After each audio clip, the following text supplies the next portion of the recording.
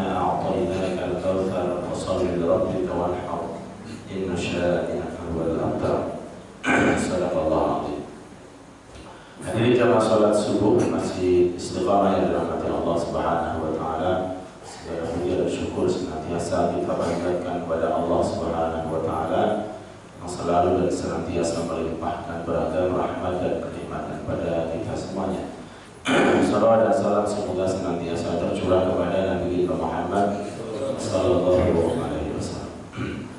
Jamaah sekalian yang dirahmati Allah, mohon maaf sebelumnya di suaranya ada gangguan sedikit. Insyaallah kajian kitab Fiqh Sunnah pada kesempatan kali ini kita skip dahulu tema yang kelanjutan dari bab taharah ya, karena ini menjelang Idul Korban. Insyaallah saya akan menyampaikan tentang bab fikih korban atau fikih pokoknya. Barangkali dari jamaah sudah ada yang menghadiri tema ini pada kajian tadi malam ya, Masjid Baitur Rahman. Baik hadirin sekalian yang dirahmati Allah Subhanahu wa taala. Fikih korban ya, itu dalam bahasa Arabnya adalah dhahiyah ataupun al-udhiyah, yang artinya korban. Korban dalam arti hewan yang dikorbankan. Ada juga kurban dalam arti mendekatkan diri kepada Allah Subhanahu wa taala. Yang pertama dari sekalian terkait tentang masalah fikih korban adalah definisi. Karena mengawali segala sesuatu ini jika kita awali dengan definisi makna yang jelas, maka kita akan memahami turunan-turunan yang ada di dalam bab tersebutnya. Definisi dari korban ataupun dhahiyah ataupun al-udhiyah adalah ismun lima yudbahu min al-ibil wal baqar wal ghanam yawm an-nahri wa ayyam at-tashriq taqarruban ila Allah azza wa jalla. Nama dari jenis binatang atau hewan binatang ternak berupa unta, sapi atau yang sejenisnya, dan kambing dan yang sejenisnya yang disembelih pada yaum an-nahar tanggal 10 Dzulhijjah wa ayyam at-tashriq dan hari-hari tasyriq taqarruban ila Allah dengan niat semata untuk mendekatkan diri kepada Allah. Definisi ini harus kita pahami dengan betul ya. Ada beberapa poin penting dari definisi tersebut. Yang pertama adalah korban ini dari jenis binatang tertentu ya. Tidak semua binatang boleh dikorbankan. Makanya disebutkan tadi adalah unta, sapi, dan kambing. Ya. Kemudian disembelihnya juga pada hari tertentu ya, pada hari tasyrik, hari nahar ataupun tanggal 10 Dzulhijjah dan 3 hari setelahnya. Baik di waktu siang maupun malam itu boleh. Nah, tanggal 13 tasyrik ini berakhir pada waktu asar, tanggal 13 tasyrik. Ada beberapa dalil yang menunjukkan tentang disyariatkannya berkorban. Di antaranya satu firman Allah yang tadi saya bacakan, sesungguhnya kami telah memberikan kamu wahai Muhammad al-Kautsar. Al-Kautsar ini adalah sekalian, kalau kita buka tafsir ya, ada dua terjemahan. Ada dua tafsir. Yang pertama adalah al-Kautsar yang artinya nikmat yang banyak. Yang kedua, al-Kautsar ini nama salah satu telaga di surga. Ya, al-Kautsar merupakan nama salah satu telaga di surga. Sebenarnya dua makna ini tidak bertentangan. Tidak bertentangannya dari sisi mana? Rasulullah jika mendapatkan nikmat berupa telaga di surga, maka ini merupakan kenikmatan yang banyak, kenikmatan yang besar. Jadi dua tafsir itu tidak bertentangan. Sungguh kami telah memberikan wahai Muhammad al-Kautsar. Ini pada waktu sholat subuh. Tidak salah, waktu sholat subuh. Rasulullah SAW di sholat subuh itu biasanya beliau berdiri. Di antara duduknya itu sambil begini, menyedekapkan tangannya dengan menepuk lututnya.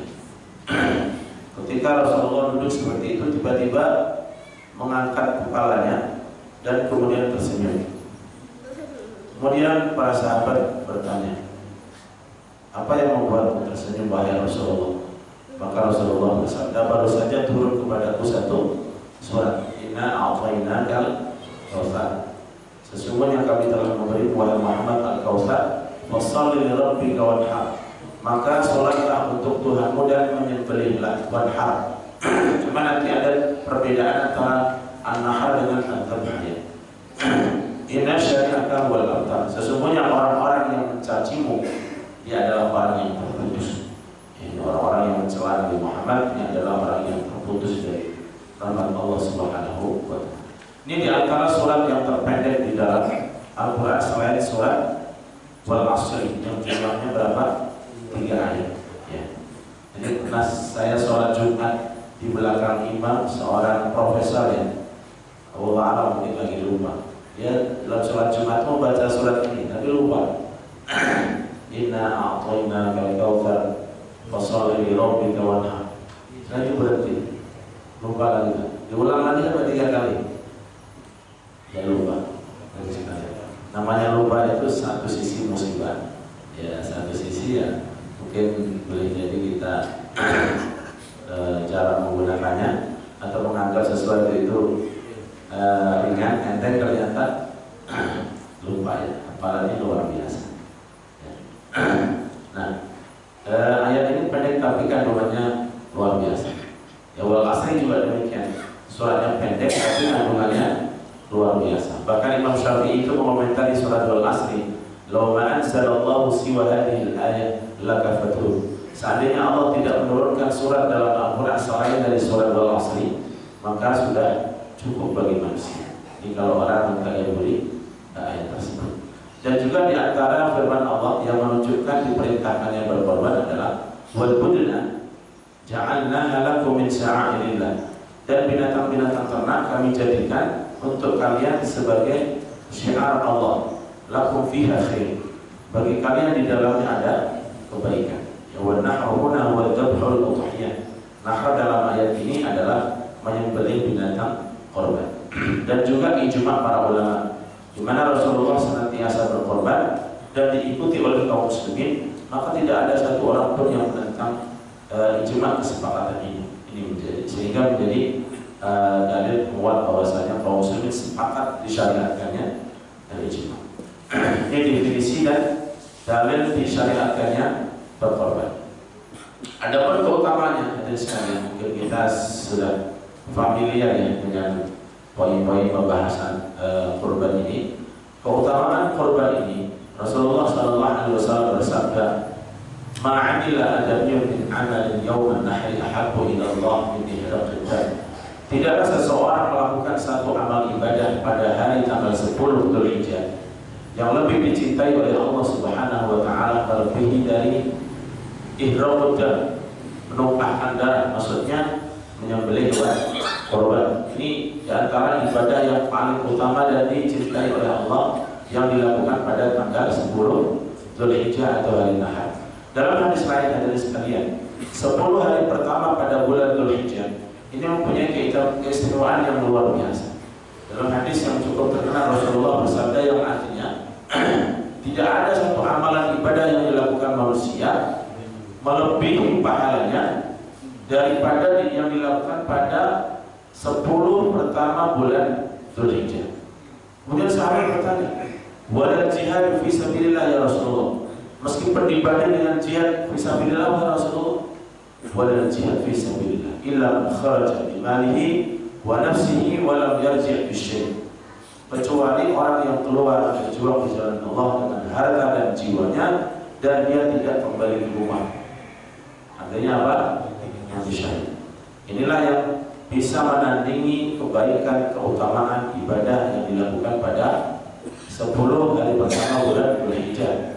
Nah, di antaranya di situ ada kurban pada tanggal 10 dan sebelumnya sehari sebelumnya ada puasa Arafah. Puasa Arafah ini menghapus dosa setahun yang lalu dan setahun yang akan datang. Luar biasa.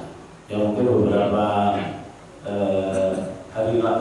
hari setelah Dzulhijjah itu ada bulan Muharram. Pada tanggal 10 Muharram disunahkan berpuasa. Pahalanya atau fadilahnya adalah menghapus dosa 1 tahun yang lalu. Mungkin ada orang, saya kemarin sudah dihapus. Karena puasa lagi kan masih dihapus tahun yang lalu dan puasa yang akan datang. Sebenarnya fadilah-fadilah seperti ini hadirin sekalian tidak bisa kita bandingkan antara satu dengan yang lainnya. Ya, yang pertama karena belum tentu kita mendapatkan pahala itu sempurna. Belum tentu kita mendapatkan pahala itu sempurna. Seperti sholat kita, ya sholat harian kita, sholat subuh yang baru saja kita lakukan, ya meskipun kita sama-sama di masjid yang sama, di belakang imam yang sama, mendengarkan surat yang sama, tapi belum tentu fadilah, keutamaan, keistimewaan setiap masing-masing jamaah di sisi Allah itu sama. Ada orang yang berjejer di dalam satu shaf, samping kiri samping kanannya sama, tapi di sisi Allah seperti perbedaan langit dan bumi. Seperti orang yang hajian dan sekalian sama-sama pakai pakaian ihram, wukuf di Arafah, mabit di Mina, tapi di sisi Allah perbandingannya seperti bainas samai was sumur. Bukan hanya bumi dan langit, tapi lebih dalam lagi, bainas samai was sumur sebagian orang, ya.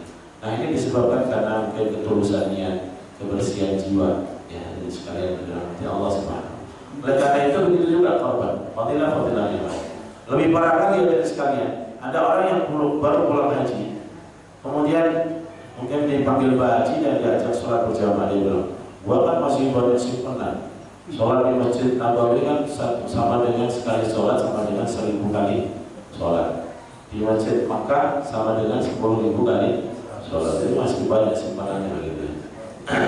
Lama-lama orang mungkin ada haji nanti, karena ada satu hadis, barang siapa yang sholat subuh berjamaah, kemudian dilanjutkan berzikir sampai syuruk, kemudian sholat 2 rakaat, maka dia sama dengan melakukan ibadah haji dan umroh sempurna enggak.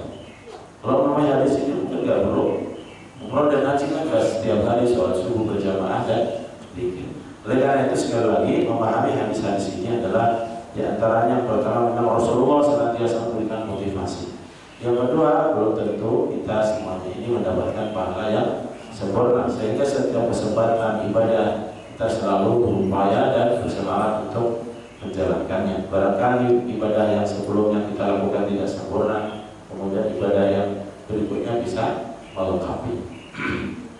Nah, indah tadi sungguh korban itu nanti akan datang yaumul qiyamah, pada hari kiamat, biquruniha, dengan tanduknya, wa asy'ariha, dan rambutnya, wa aghlafiha, dan kukunya, wa inna dan sungguh darah hewan korban layak wa aminallahu bimakanin, akan sampai kepada Allah di satu tempat, qabla an yaqa'al ardi, sebelum darah itu menetes ke atas tanah. Fatihu biha nafsan, maka luruskanlah, bersihkanlah jiwa kalian dalam berkorban. Ya, jadi sekalian, jika berkorban sampai kita kotori dengan niat kita supaya dibilang wah ini korbannya mantap, ini sampingnya paling gede dan sebagainya. Senantiasa kita menjaga ketulusan niat. Niat ini bisa berubah setiap saat, setiap hari, bahkan setiap detik. Oleh karena itu senantiasa kita diperintahkan untuk memohon kepada Allah kebersihan jiwa, diterima amal ibadah kita. Ini fadilah berkorban ya pada hari sebelumnya. Kemudian hukumnya dari sekali. Hukum berkorban ini kalau saya ringkas ada 2, ada 3 sorry. Yang pertama, korban secara umum. Secara umum ini mayoritas ulama berpandangan hukum berkorban adalah sunnatun muakkadah, yaitu sunnah yang sangat ditekankan. Muakkadnya artinya hadirin sekalian, di mana sunnah yang Rasulullah hampir-hampir tidak pernah meninggalkan, selalu melaksanakan. Jadi hukumnya sunnah muakkadah dan makruh bagi orang yang sengaja meninggalkan sementara dia mampu, ya makruh. Kemudian pendapat yang kedua dalam ulama Hanafiyah, beliau berpendapat hukum berkorban ini wajib bagi yang mampu, ya hukumnya wajib bagi yang mampu.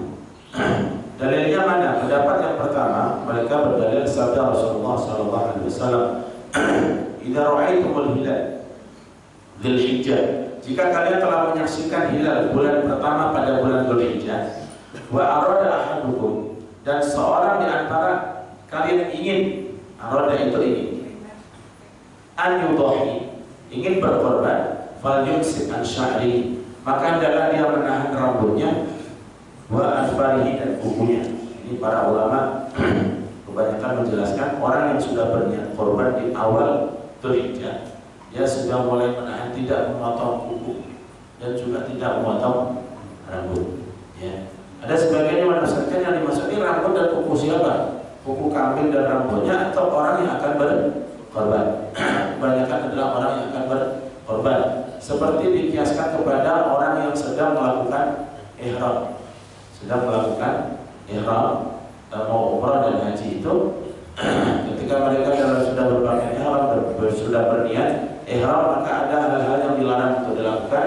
Di antaranya adalah pakai wangi-wangian, kemudian memotong rambut, memotong kuku, mencabut bulu-bulu, ya, ini dilarang. Jika dilanggar maka dia menyembelih. Namun ini semua ulama tidak sepakat, tidak semuanya sepakat sunnah ini, ya. Ada yang menafsirkan lain, bahwasanya hadis ini berlaku untuk orang-orang yang berhaji. Karena orang di luar haji itu tidak ada larangan untuk memotong kuku dan rambutnya. Namun secara lahiriah hadis ini juga menunjukkan sunnahnya orang-orang yang di luar haji dan ingin berkorban untuk tidak memotong kuku dan rambutnya. Kata-kata aroda hukum dalam hadis ini, barang siapa di antara kalian yang ingin, kata-kata ingin ini dipahami sebagai sebuah sunnah, bukan merupakan kewajiban. Kalau hukum berkorban itu wajib, maka pilihan kata yang disabdakan Rasulullah tidak menggunakan kata aroda, ingin, tapi harus, ya. Oleh karena itu dari hadis ini para mayoritas ulama berpandangan hukum berkorban itu adalah sunnatul muakkadah dan makruh bagi orang yang mampu. Yang kedua, Abu Hanifah, ulama-ulama Hanafiyah berpandangan hukumnya wajib bagi yang mampu. Wajib bagi yang mampu. Namanya wajib itu jika tidak dilakukan dia berdosa. Dia berdosa. Dalilnya apa? Sabda Rasulullah SAW, "Man kana lahu sa'atan." Barang siapa yang punya kelapangan rezeki, walam yudhi, dan tidak berkorban, fala yaqrabanna musallana, maka jangan sekali-kali mendekati tempat sholat ini, Masjid Rasulullah SAW. Ulama-ulama Hanafiyah memahami hadis ini, tidak mungkin Rasulullah mengeluarkan satu ancaman kecuali terhadap sesuatu yang sifatnya wajib. Sekali lagi ini adalah antara perbedaan pandangan di antara ulama. Namun secara umum yang saya cenderung memang hukumnya adalah sunnah muakkadah, makruh bagi orang yang mampu dan tidak berkorban. Kemudian pertanyaan berikutnya ini sekalian, kategori mampu itu seperti apa? Sebenarnya kalau kita melihat beberapa pandangan yang penjelasan para ulama fikih, mampu di sini tidak harus orang kaya raya sebenarnya. Ya, sekalian. Imam Syafi'i di dalam mazhab Syafi'i itu disebutkan orang yang dianggap kategori mampu berkorban adalah jika orang tersebut punya persediaan makan 4 hari. Maksudnya 4 hari apa? 10 hari 10 Dzulhijjah. Kemudian 3 hari tasyrik, tanggal 11, 12, 13. Jika seseorang punya persediaan makanan cukup selama 4 hari dan selebihnya masih ada harta yang bisa dia gunakan untuk membeli hewan kurban, maka orang tersebut dikategorikan mampu. Bahkan dalam mazhab Imam Ahmad bin Hanbal, beliau berpandangan boleh berhutang atau menjual barang-barang yang ada di rumah untuk diberikan hewan korban. Jadi sekalian yang dirahmati Allah, karena ini diantaranya syiar Allah Subhanahu wa Ta'ala. Mungkin yang pelukis sering kita baca, ya mungkin rusak, cuman sebenarnya agak menggelitik juga. Bagi orang-orang yang merokok itu tiap hari bisa merokok, beli rokok sehari 20.000, ya kan? Kali sebulan itu sudah 600.000. Kali 1 tahun sudah 72 juta. 7 juta 200 kali. Kalau banyak ini masalahnya tadi faudilah dilipat gandakan namanya. Biasanya ada balanya berapa ya? Kalau merokok saja 1 tahun bisa sampai 7 juta 200, ya kan? Masa korban yang mungkin harga ngambil 3 juta sampai 3,5 misalnya tidak berkorban. Ini barang yang dibakar saja bisa, gitu ya. Yang ini sudah jelas-jelas fadilahnya, keutamaannya, keistimewaannya, pahalanya di sisi Allah sudah jelas-jelas dijelaskan oleh Rasulullah SAW. Kalau rokok tidak dijelaskan Rasulullah apa pahalanya, ya itu mungkin di punya hadis sendiri. Karena rokok itu makruh maka dibakar saja, dibakarnya di mulut. Jadi sekalian yang dirahmati Allah Subhanahu wa Ta'ala, itulah beberapa hadis yang menjelaskan tentang hukum korban. Ada satu kondisi di mana seseorang wajib berkorban. Ada kondisi di mana seseorang wajib berkorban. Yang pertama, jika orang tersebut bernadar. Jika seseorang bernadar, maka wajib ditunaikan. Jika tidak menunaikan, maka dia harus membayar kafarat. Kafarat orang yang melanggar nadar ini sama dengan orang yang melanggar sumpah, yaitu berpuasa 3 hari, tidak harus berturut-turut. Yang kedua, memberi makan 10 fakir miskin. Dan yang ketiga, memberi pakaian 10 fakir miskin. 3 ini sifatnya pilihan, boleh memilih salah satu dari 3. Ini bagi orang yang melanggar nadar atau melanggar sumpah. Jika nadarnya itu adalah nadar untuk ketaatan kepada Allah Subhanahu wa Ta'ala. Misalnya jika seseorang bernadar, kalau anak saya diterima di misalnya di kampus yang ternama, jurusan yang baik, favorit misalnya, saya akan berkorban. Nah, ini wajib ditunaikan, ya. Namun sebagai catatan dari sekalian, sebenarnya nadar ini tidak disyariatkan, tidak begitu disyariatkan. Karena Rasulullah pernah bersabda, la yanzuru illa al-bakhil. Sesungguhnya tidak bernadar kecuali orang pelit. Jadi yang mau mengeluarkan harta, kalau dia dapat manfaat, dapat keuntungan, baru berjanji mengeluarkan harta. Gitu. Namun kalau memang sudah terucap, wajib ditunaikan. Kondisi yang kedua, dari sekalian, ini dalam mazhab Imam Malik, beliau berpandangan jika seseorang di awal bulan Dzulhijjah, dia punya hewan ternak atau kambing, dan dia nyatakan ini mau saya korbankan, ini sudah jatuh pada kewajiban. Inilah dalam kondisi di mana seseorang wajib berkorban. Hikmah dari korbannya hadirin sekalian adalah untuk menghidupkan pesan-pesan ya, kehidupan perjalanan hidup Nabi Ibrahim alaihissalam. Ini kaitannya dengan perjalanan haji, perjuangan Nabi Ibrahim alaihissalam. Tentu kisah ini tidak asing lagi bagi kita. Pada masa Nabi Ibrahim alaihissalam, ya, Nabi Ibrahim itu sampai usia tua tidak dikaruniai seorang anak. Bahkan beliau ya berkhitan pun juga sudah masuk usia tua, ya.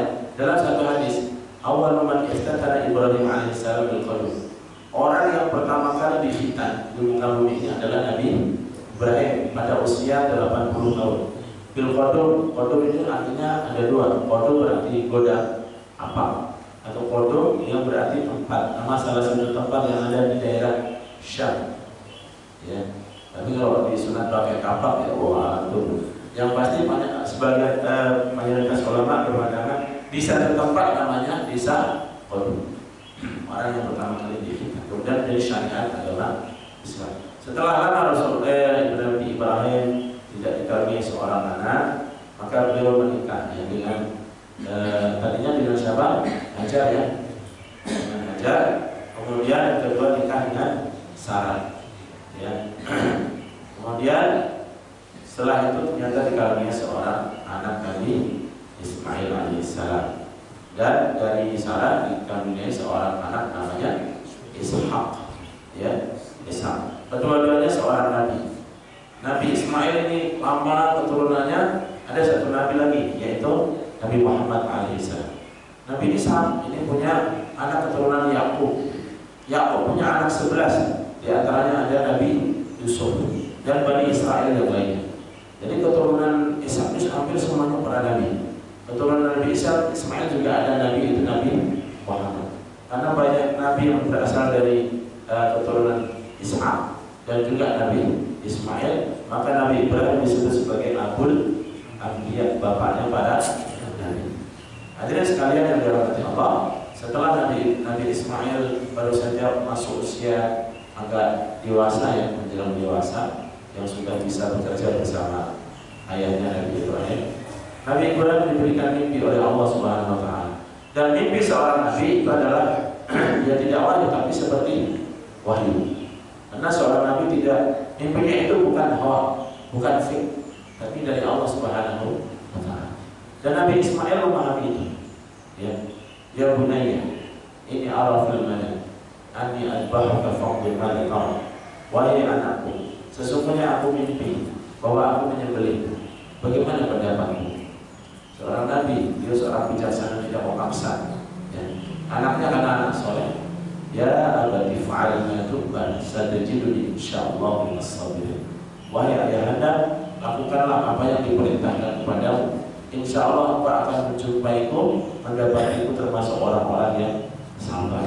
Bayangkan hadirin sekalian, lama nggak punya anak, setelah punya anak disuruh meninggalkan di satu lubang yang tandus, tidak ada apa namanya tanaman dan air minum yang dibuka itu sampai kemudian keluar saja. Setelah agak dewasa disuruh menyembelih.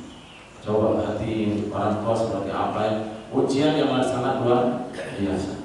Seandainya Pak Hilmi dikasih mimpi oleh Allah menyembelih anaknya, gimana itu? Ini mimpi dari siapa dulu ya?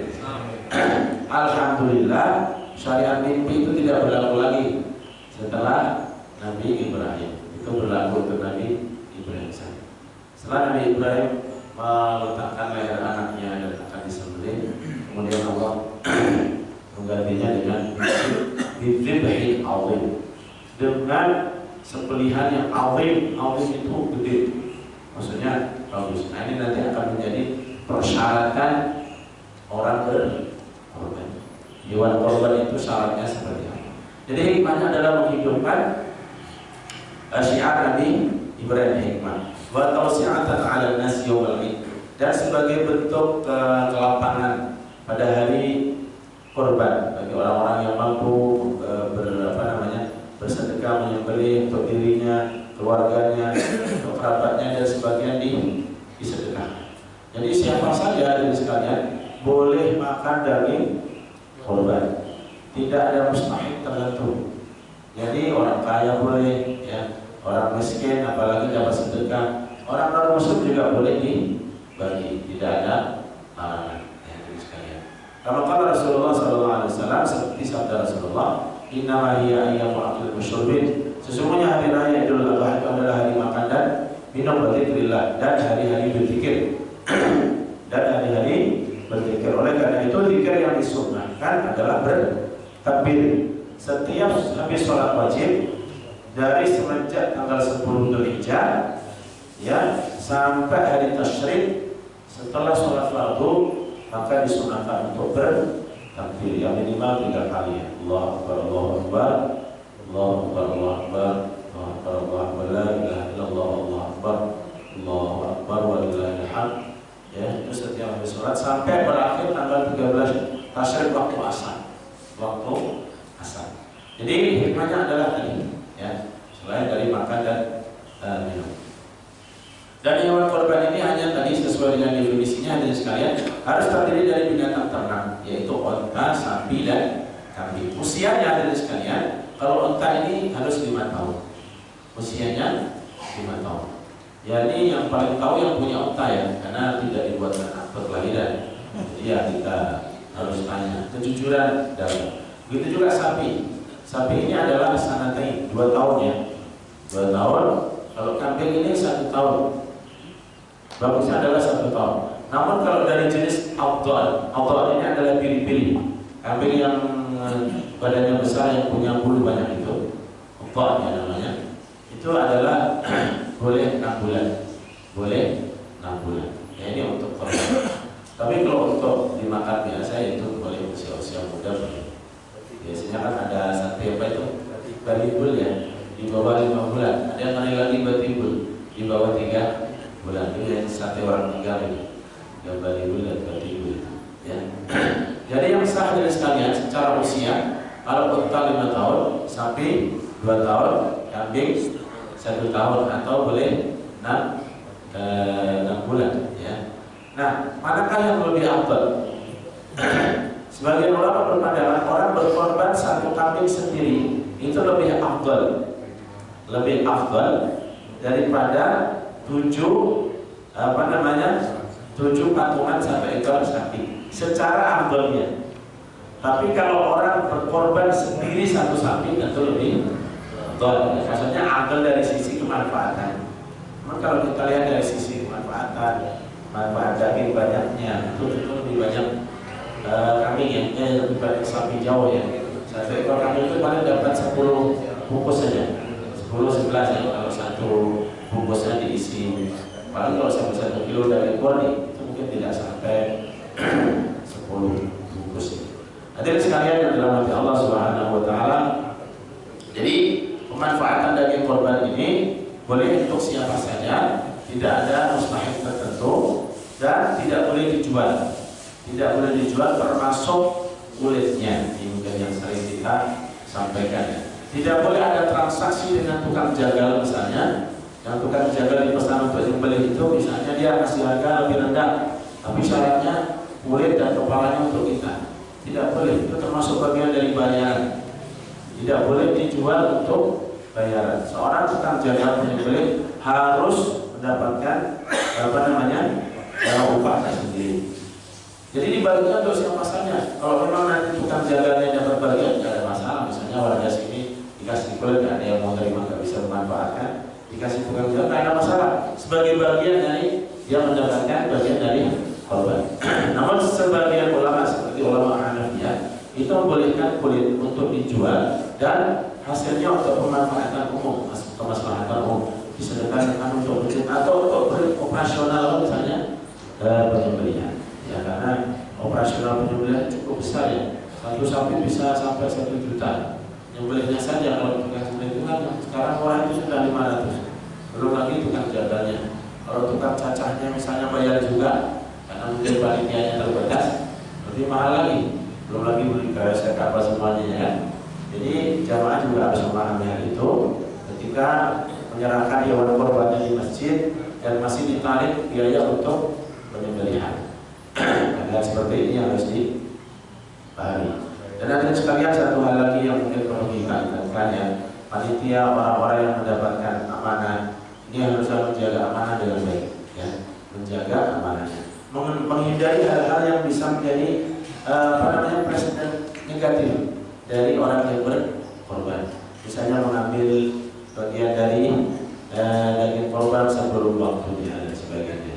Kecuali ngambil misalnya pagi diambil untuk dimasak, dimakan bersama siang harinya bersama-sama dengan panitia, artinya tidak ada masalah.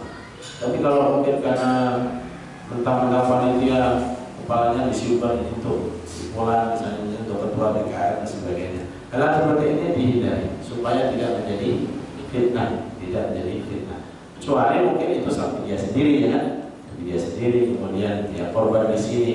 Ya tidak jadi masalah. Tapi kalau saling patungan bersama-sama merasa memiliki, tentu hal seperti ini akan menjadi masalah. Bahkan ada sebagian orang yang berkorban 1 sapi pada 7 orang, tapi dalam benak dia seolah-olah dia korban 1 sapi, minta sepertiga dari 1/7 seharusnya, bukan sepertiga dari 1 sapi, kan begitu? Ya. Nah, saya khawatirnya dari sekalian jatuh pada ulul. Ulul itu mengambil sesuatu yang belum waktunya dibagikan, karena ini adalah milik orang bersama. Ini kalau boleh kita analogikan dengan orang-orang yang berperang di masa Rasulullah itu kan berperang mendapatkan harta rampasan dari orang yang kalah dalam perang itu kan harta yang ditinggalkan namanya ghanimah atau yang disebut dengan fai kalau tidak terjadi peperangan. Nah, harta ghanimah ini tidak boleh diambil sebelum dibagikan oleh Rasulullah SAW atau pimpinan kaum muslimin. Sehingga orang-orang yang mengambil harta sebelum dibagikan ini disebut sebagai gulul. Sebagai gulul, orang yang curang dalam mengambil harta. Rasulullah bersabda mengingatkan, la yaqbalullahu sholatan min ghairi tahurin wala shadaqatan min gulul. Allah tidak menerima sholat seseorang tanpa bersuci dan tidak menerima sedekah harta dari curian, dari kutilan tadi, mengutip sebelum masanya. Sekalian dari rahmat Allah. Ya, jadi panitia untuk hati-hati dalam siapa saja yang dilibatkan ya. Ada beberapa mungkin tempat ya, tukang potong sambil motong sambil lempar di sana dengan kresek, ada orang yang menunggu gitu. Potong sambil lempar ke sana. Jadi daging sapi satu itu ya bagian pahanya tinggal berapa gitu ya. Nah, hadirin sekalian yang dirahmati Allah Subhanahu wa taala, ini memang kesadaran. Kadang susah ya, kita panitia pun kadang kantor juga susah. Hal-hal teknis seperti ini Memang kita perlu kesadaran bersama.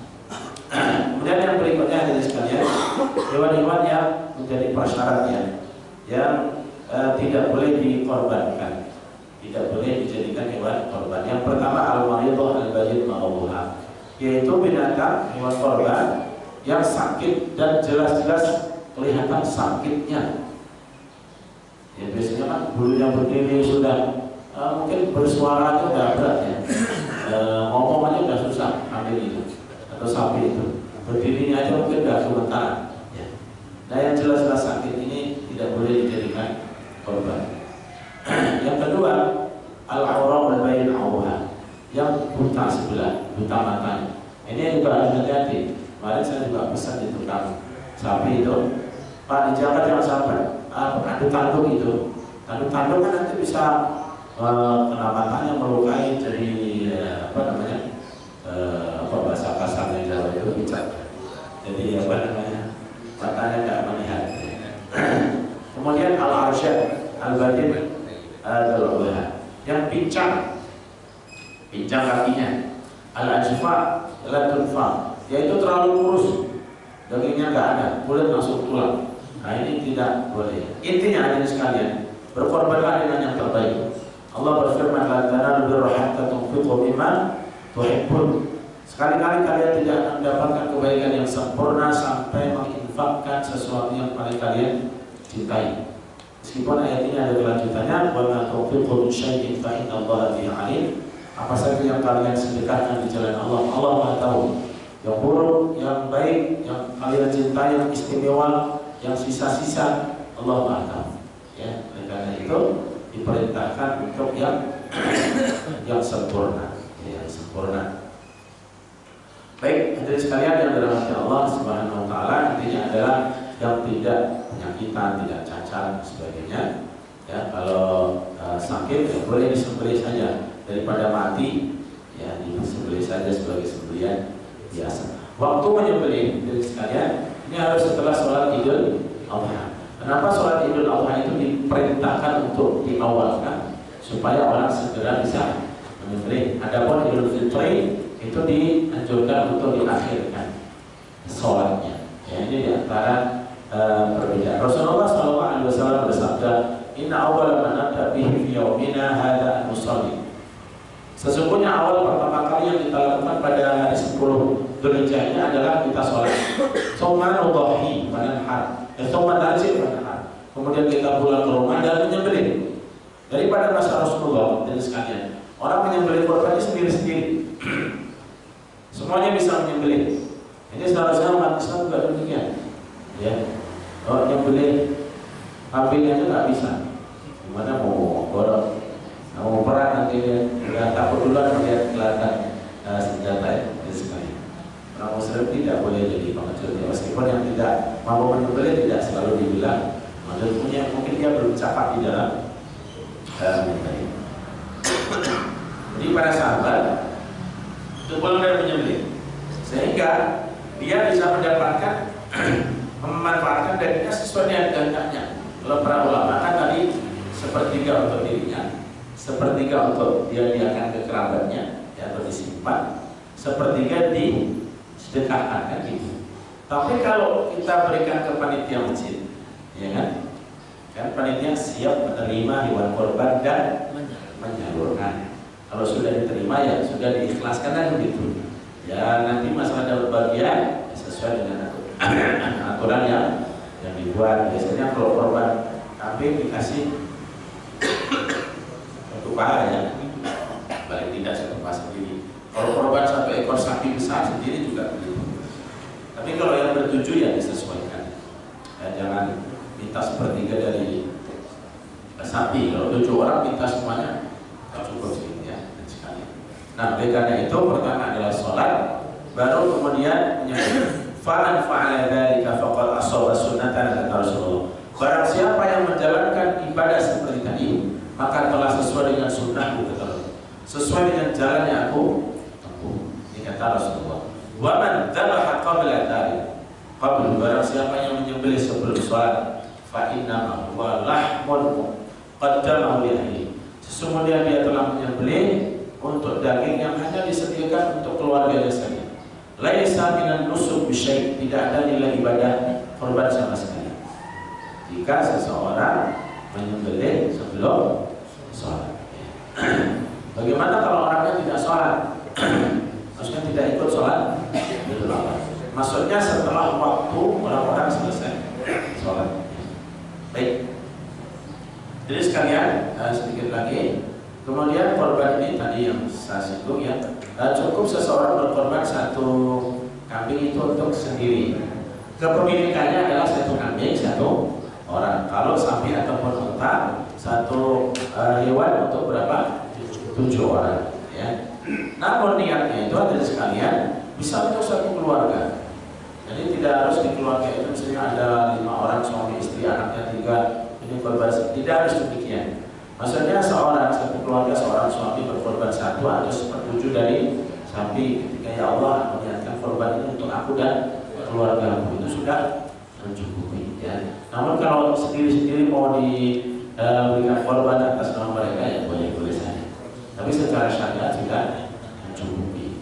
Rasulullah SAW ketika berkorban itu dia berkorban dengan 2 ekor kambing, domba yang gemuk, bertanduk dan berdaging. Beliau sembelih dengan tangannya sendiri, sama wakabar, menyebut nama Allah dan bertakbir ketika menyembelih. Ketika kambing satu disembelih, Allahumma hadza ani wa ali Muhammad. Ya Allah, ini adalah untuk aku dan keluarga Muhammad. Kemudian menyembelih yang kedua, Allahumma hadza ani wa ali ummati lima lam yudhi. Ya Allah, ini adalah untukku dan untuk umatku yang belum berkorban. Jadi bapak-bapak yang belum berkorban ini sudah dikorbankan oleh Rasulullah. Namun jangan karena hadis itu tidak memuliakan.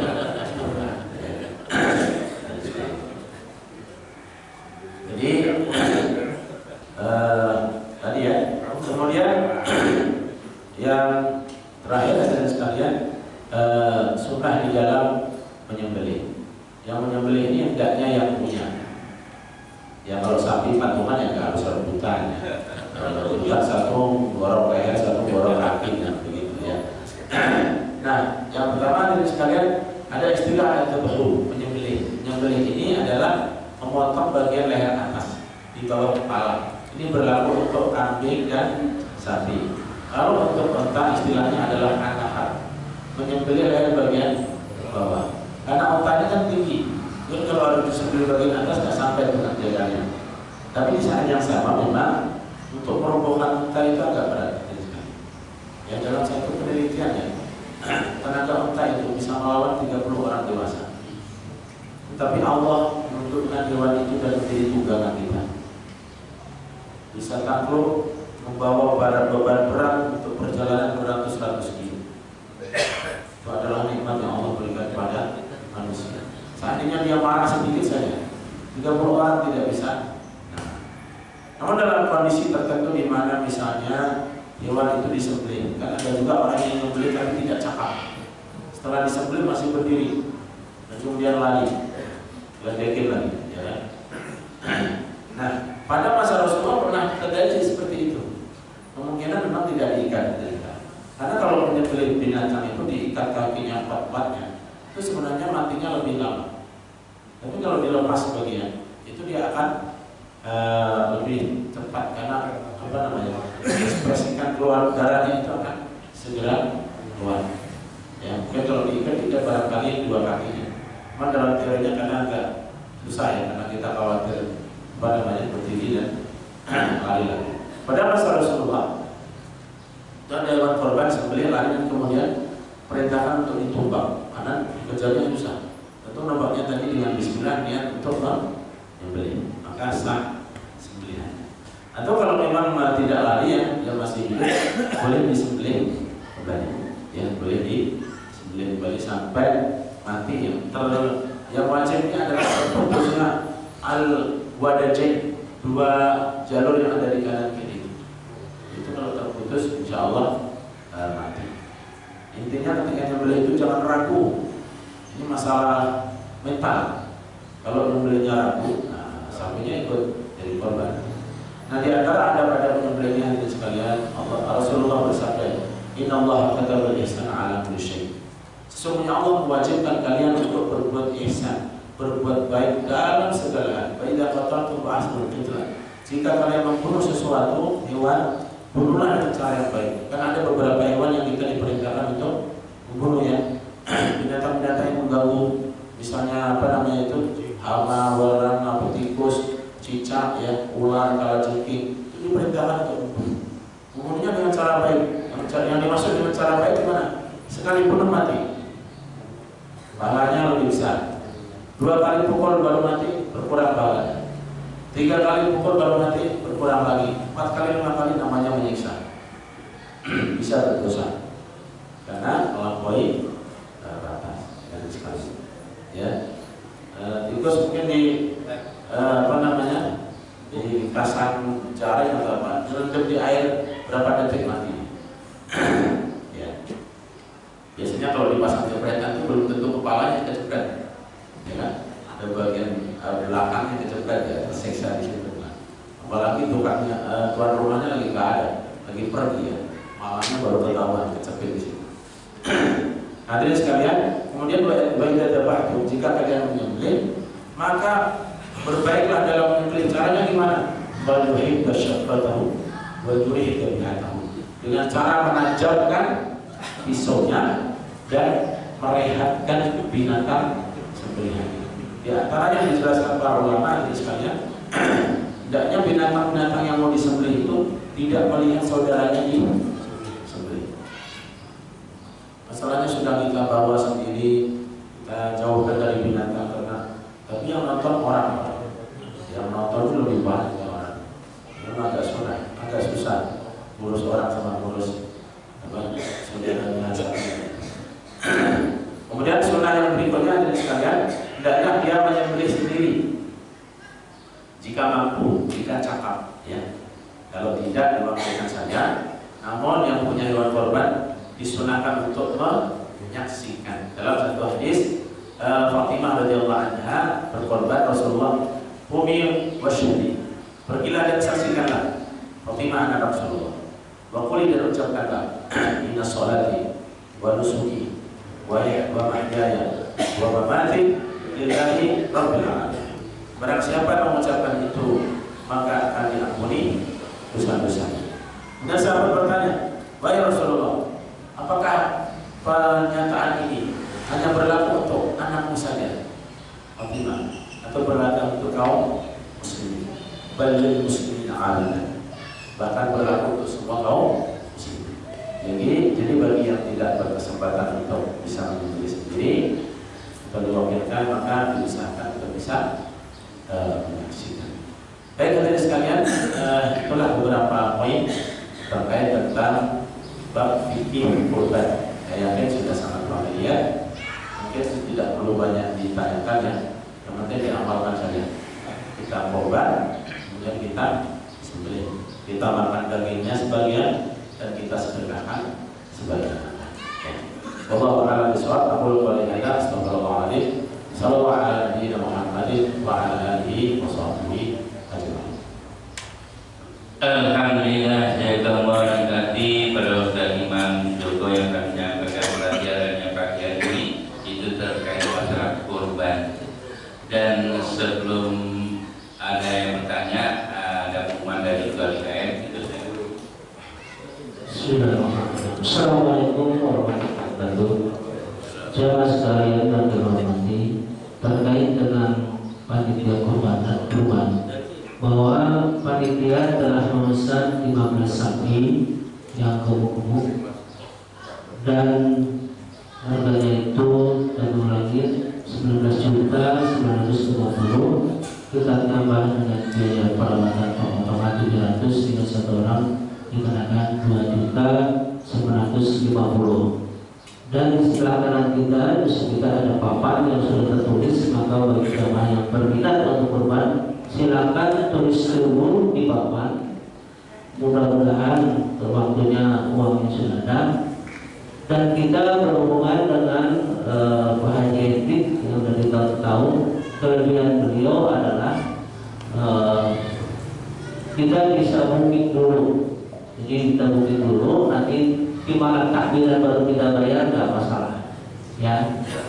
Kalau di tempat lain kan harus bayar dulu DP baru kita ambil sapinya, bukan sapi, tapi ini kelebihan kita.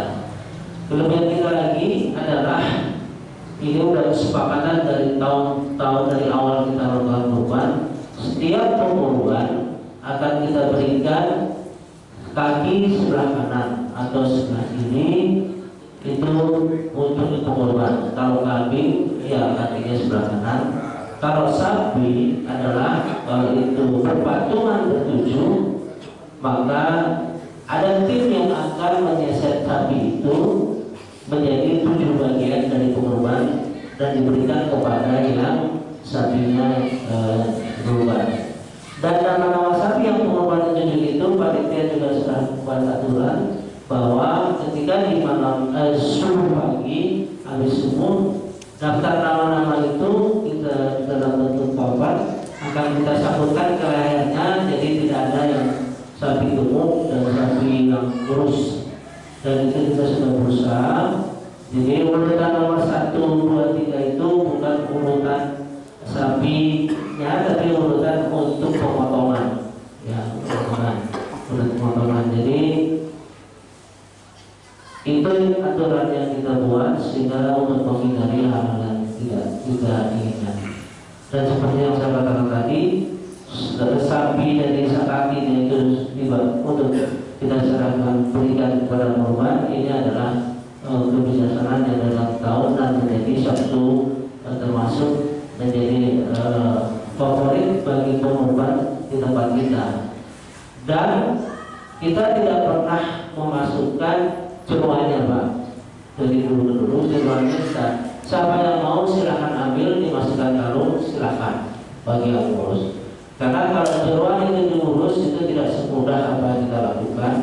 Yang benar-benar tahu. Karena kalau jeruan itu kita ambil dan kita masukkan dengan dagingnya aja, akan tercemar daging itu dengan bau yang tidak enak.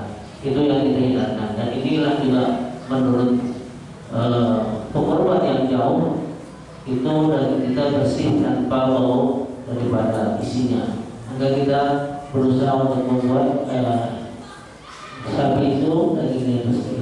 Hanya itu mungkin yang terakhir kami mengingatkan kepada jamaah sekalian bahwa di surat Al-Munafiqun surat 3 ayat 10 Allah mengatakan, bukan Allah mengatakan, ketika orang mati meninggal dia minta menunda waktunya sesaat lagi hanya untuk bersedekah, ya kan? Maka dari hal ini janganlah bahwa kematian itu adalah mutlak waktunya. Jangan sampai kita sudah meninggal kita meminta Allah untuk menunda kematian kita biar kita dapat berkurban atau bersedekah. Nah ini kalau kita mampu, mari kami mengajak kita semua berkurban untuk meramaikan syiar Allah Subhanahu wa taala. Demikian yang dapat kami sampaikan. Demikian dan yang dapat kami sampaikan. Assalamualaikum warahmatullahi wabarakatuh. Baik, masih ada 1, 2.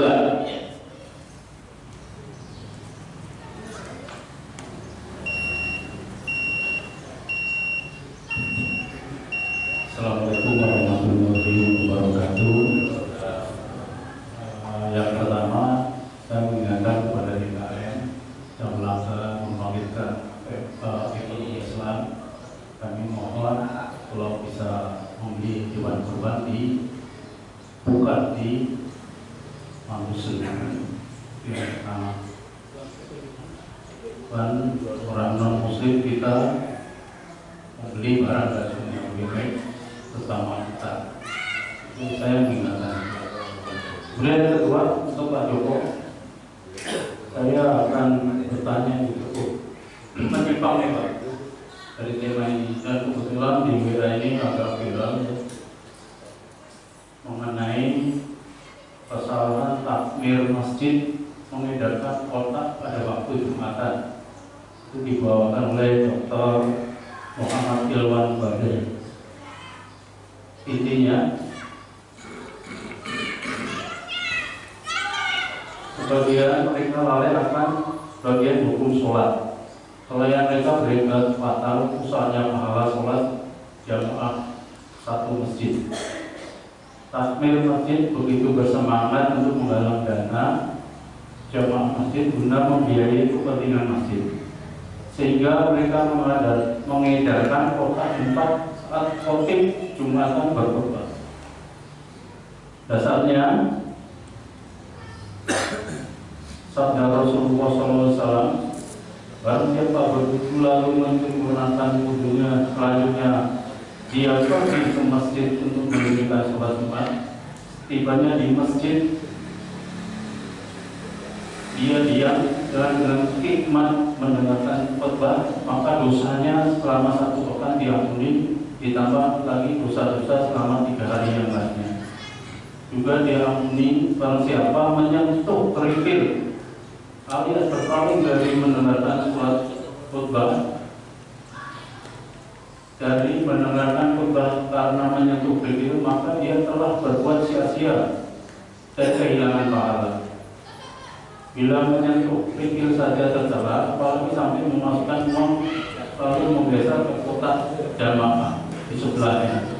Disarankan kotak ini diletakkan sebelum khotib naik mimbar atau dimasukkan di kotak-kotak yang ada di depan-depan seperti itu. Mohon tanggapan ini. Assalamualaikum warahmatullahi wabarakatuh. Silakan. Assalamualaikum warahmatullahi wabarakatuh. Terima kasih Ustaz Imam Sujoko. Penjelasan Bapak mengenai korban sebetulnya jelas Pak. Cuman saya pernah ditanya oleh seorang teman. Seorang teman ini dia 5 bersaudara. Teman saya ini 5 bersaudara. Orang tuanya udah wafat, udah almarhum dan almarhumah. Terus teman ini mempunyai niat mau berkorban buat orang tuanya, bapak dan ibunya.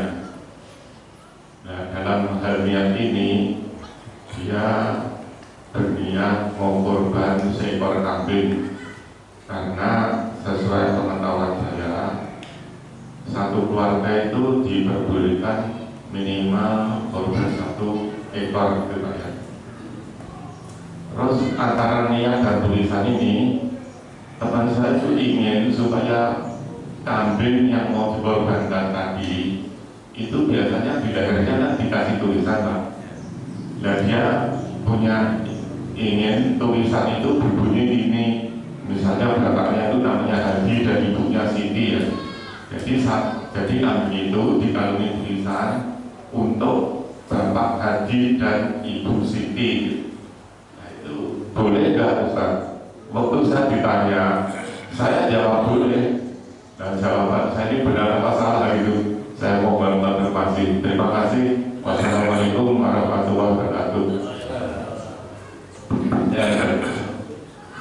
Yang pertama, ada ya? Oh, ada lagi. Baik. Pertanyaan pertama ya terkait tentang tromol bambu Jumat. Ini kaitannya tentang bolehkah seseorang berbicara berbuat sesuatu di saat khotib sedang berkhutbah, ketika imam sedang berkhutbah. Mayoritas ulama berpandangan bahwasanya hukumnya haram seseorang berbicara atau berbuat sia-sia di sepanjang imam sedang berkhutbah. Itu dari Abu Hurairah radhiyallahu anhu bersabda, Rasulullah bersabda, jika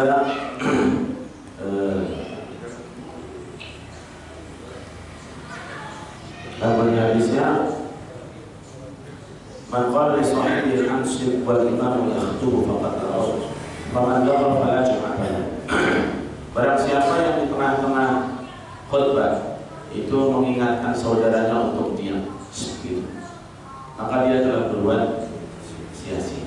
Barang siapa yang berbuat sia-sia maka tidak ada jumatan. Kalau tadi kan dicontohkan fikir.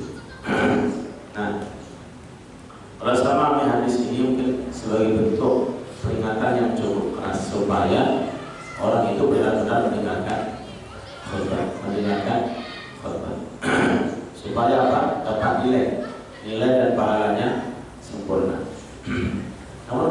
lihat juga dari sekalian, ternyata prakteknya ini banyak hal ini.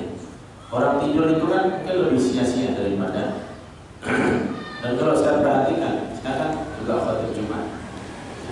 Kalau udah naik mimbar, ini kalau imam sudah assalamualaikum warahmatullahi wabarakatuh, mau jamaah yang tadinya itu segar bugar itu sudah mulai sayup-sayupannya. Nah, bagaimana dengan orang yang tidur di tengah sedang imam berkhutbah? Yang lebih parah lagi ya sekalian, datang ke masjid tidur dia, cari tempat yang PW, posisi wainan, pojok kanan. Orang kita kan gitu. Datang pertama itu bukan cari soal pertama, tapi cari sendiri. Ini anehnya orang-orang kita ya. Nah, tidur sampai imam selesai berbangun dia tidak sadar langsung sholat. Tahu-tahu ini masjid apa ini? Jumatan nggak ada khutbahnya. Padahal dia tidur dan sadar gitu. Jadi sekalian yang dirahmati Allah, saya melihatnya di sini ada dua hal. Yang pertama kesempurnaan nilai Jumat. Yang kedua keabsahan Jumat. Kalau dari ditinjau dari sahnya Jumat maka sah, ya maka sah. Orang melakukan bahkan orang yang datang terlambat tidak mendengarkan khutbah, datang ke masjid dan kemudian menjumpai imam sudah sholat, maka dia sholat saja, menyusul gerakan imam. Kalau dia terlambatnya sampai melebihi rakaat terakhir kedua setelah ruku, artinya dia tidak mendapatkan rakaat apa saja, maka dia meniatkan sholatnya itu sebagai sholat zuhur, yaitu menyempurnakan 4 rakaat. Ini mayoritas bola. Kalau dia dalam mazhab Abu Hanifah tidak, selama imamnya itu belum salam, maka dia tetap sholat Jumat, menyempurnakan 2 rakaat saja. Kenapa? Mayoritas ulama membedakan antara sholat Jumat dengan sholat-sholat yang wajib lainnya. Seseorang dianggap mendapatkan jamaah Jumat kalau dia mendapatkan minimal 1 rakaat. Ini mayoritas ulama. Kalau Abu Hanifah tidak, standarnya adalah salam. Selama imam belum salam, dia masih mendapatkan nilai jamaah. Begitu juga sholat Jumat. Jadi dari sisi hukum, dari sisi keabsahan sholat, biasa saja, termasuk mengedarkan tromol. Apalagi tromol itu ada manfaatnya sebenarnya. Maksudnya mencari dan kalau punya hadisnya kan maman lago, barang siapa yang berbuat sia-sia. Kalau masuk duit itu tidak sia-sia. Tidak ada orang yang duit sia-sia. Tidak ada juga gitu. Cuma mungkin ini sebagai teknis saja. Dia melihat dari cara pandang supaya tidak mengganggu kekhusyuan dalam mendengarkan khutbah. Tapi di sisi lain, jika ada tromol juga, orang yang tidur jadi bangun juga. Kalau nggak ada tromol, dia sia-sia juga tidur ya. Ada tromol juga dinomorkan. Oleh karena itu sebagian khotib kadang waktu khutbah itu sampai agak marah-marah, atau supaya bangun jamaah. Ya mungkin hal ini teknis saja kalau saya melihat. Dilihat saja kira-kira manfaatnya lebih banyak mana. Kalau di masjid saya dulu, memang diedarkan. Kemudian yang kedua, kita taruh saja di depan pintu. Sudah berapa tahun ini? Ya. Pertama kita memang khawatir, jangan-jangan pendapatannya berkurang gitu ya. Kan berbeda semangat orang ketika trauma lewat dengan kesadaran masalah. Tapi ternyata tidak ada sekali. Ya, tidak ada perbedaan. Memang kalau orang-orang Jumatan sudah punya niat untuk berinfak ketika berangkat, insya Allah ya kita niatkan ya sebelum. Ya ini sekali lagi satu adalah teknis. Dari sisi hukum keabsahan sholatnya tetap sah ya. Cuma dari sisi nilai afdoliyah tadi, kesempurnaan Allah alam, apakah ini termasuk dianggap sia-sia atau kalau sia-sia mungkin setiap orang juga banyak ya hal-hal yang dilakukan secara sia-sia. Yang pasti yang disebut sia-sia oleh Rasulullah adalah diantaranya berbicara. Dan ini orang masih banyak sekali. Bahkan yang lebih parah saat ini dari sekalian sedang khutbah main handphone. Ya, entah itu apa ya dari sekali. Padahal kita kan sedang mendengarkannya. Pada masa Rasulullah ini ada yang kalau boleh kita bilang agak parah juga dari sekali.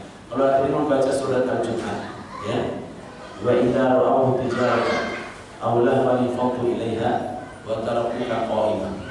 Pada masa Rasulullah, ketika Rasulullah sedang khutbah Jumat, ada kafilah dagang datang dari negeri Syam. Jamaah para sahabat ini lari berhamburan untuk apa?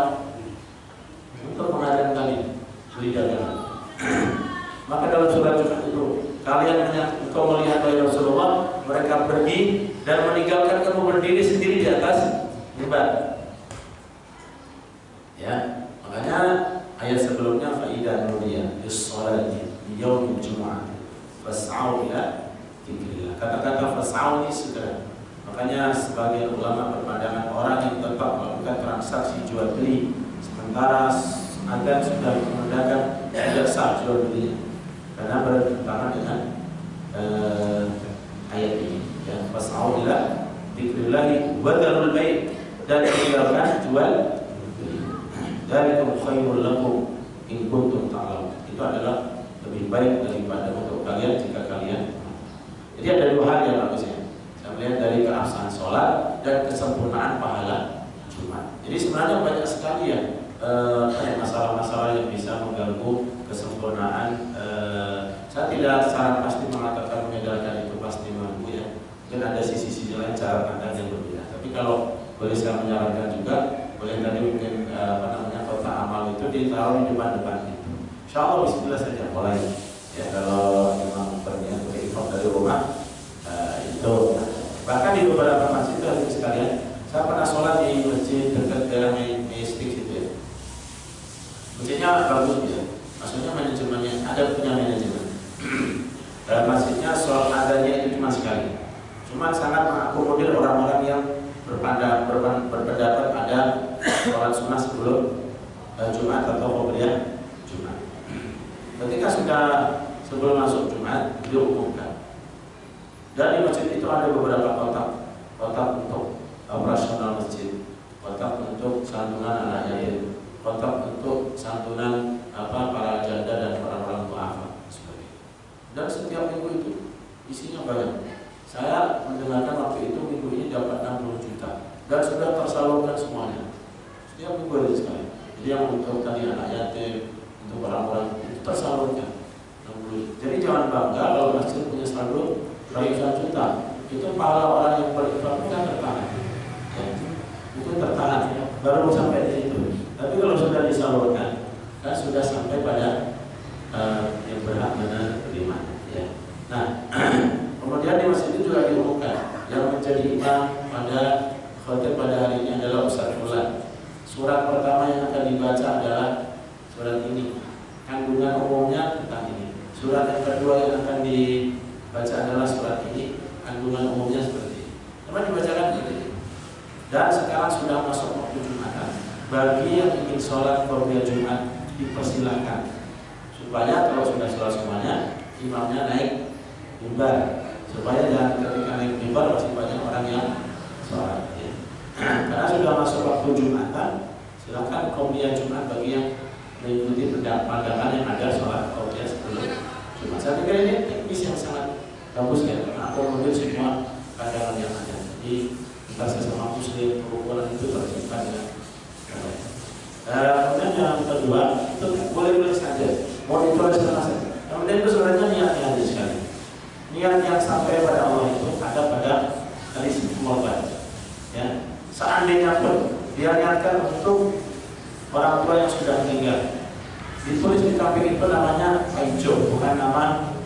Insya Allah sampai pada Allah adalah niatnya. Jadi jangan khawatir dengan keplek ataupun tulisan yang ada di situ.